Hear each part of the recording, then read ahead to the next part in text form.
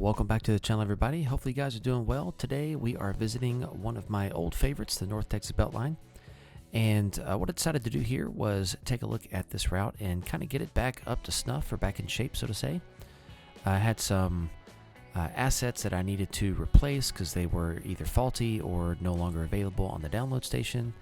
I wanted to get rid of some of the, actually I wanted to get rid of all of the payware assets on the route that were not a part of the built-in payware, such as like Kickstarter County and like the content samples. So payware from those things, the built-in payware, a couple of those items stayed. I still tried to replace most of them, but most of the effort today was working on the assets that were either not on the download station anymore, faulty, or payware from different payware packs. So I wanted to make the route where it finally didn't require any payware in order to enjoy. I did have some nice payware assets on there, I'm going to be honest. I didn't have any problem with them, and I don't have a problem with having payware stuff. I just personally don't want to cause the frustration of having my routes on the DLS and people not being able to enjoy them because they have to go spend $80 on payware. So that is kind of the big motivation there. So once I get this done, I'm going to re-upload it to the DLS as a new update, and I've got it with the config written up so that if you currently still have it installed, you should, next time you look at it, it should tell you in Content Manager that there's a new version. So I haven't put it up yet. Still need probably at least a week on that. I got a few more things to polish up, but I also, although we don't see it today, I also am going through and doing the same thing for the session. So the session had a ton of rolling stock that was from payware packs. Most of it was the JR content payware pack, which does come with Trains 19. But even still, I wanted to not have any dependencies on that as well. This is the first route I ever made and released to the public on the download station. So there are a lot of things I have worked on over the years since its release to improve, and a lot of methods that I have developed since then. And one of those is I just don't like requiring people to have payware in order to enjoy my stuff. So I personally enjoy a lot of the payware. I do have quite a bit of payware that I've bought over the years.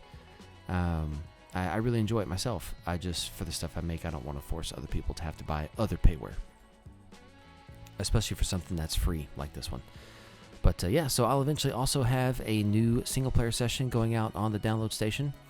I'll revamp the multiplayer one as well, unless it doesn't need revamping. I'll need to check on it, and we'll see what happens. If I need to fix that one up, I can too.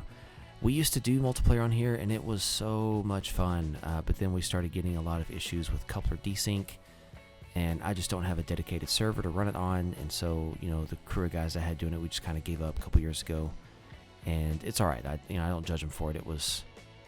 It went from being really fun really quick to being really sad, because you couldn't even uncouple cars, so, but yeah, the 2 or 3 times that we did have, like, 4 to 6 people on it at once, man, it was just a real blast. So that's the kind of experience I always wanted with Trains. I do know that they're pushing for that with Multiplayer Surveyor to a degree, and I'm hoping once I upgrade to Trains 22 Plus here sometime, maybe early next year, I'm hoping that I can enjoy that part as well. So not sure if I'm going to try to throw this route up on Multiplayer Surveyor. I'm just not sure yet. I think I'd rather start a new one from scratch with some friends and see where that goes.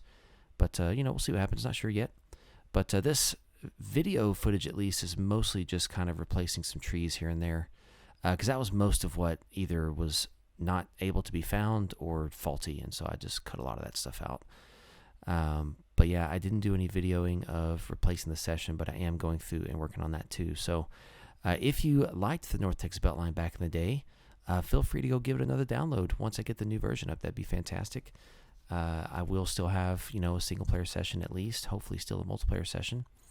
And, you'll see a few different locomotives and, different car types and things that weren't there originally because I'm, kind of updating and replacing some of them.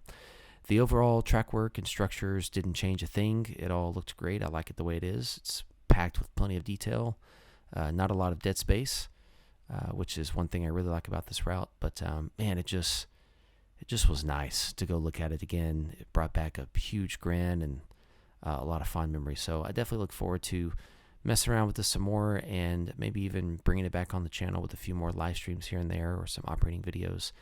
I did stop the operating videos here because I pretty much ran all the trains that I had, scripted out. So I didn't want to necessarily just keep running the same trains over and over and over, but it's been long enough now that it probably wouldn't hurt to go back and run a couple. So we'll see. I do have to, of course, re-download the JMRI profile and dress it up a bit because I lost all that in the hard drive failure, but it's going to be fine. I had a backup of that online, so I just need to make a few tweaks instead of replacing the whole thing, which is a blessing.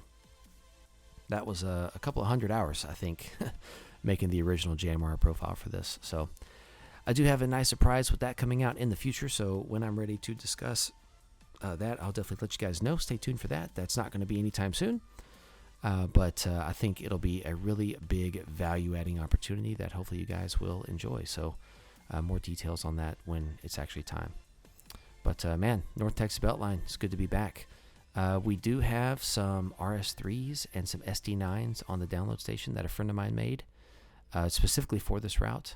I'm definitely going to include those in the session that I'm reworking to get you guys to also download those to support him as well, and also just because he just did a great job. And it's the only locomotives out there that have our 2 custom liveries that he made for us. So I definitely want to show that appreciation to him by having you guys go grab those. So here I'm just kind of running around, taking a final tour, making sure I like how things look, adding a few trees here and there, but we're going to wrap it up here in just a few seconds. So thanks again for tuning in, and look for some more stuff on the North Texas Beltline in the future, especially if you really like this route. But if this is up your alley, give me a like and a comment, let me know, and I will happily make some more content on this route. We'll talk to you guys soon.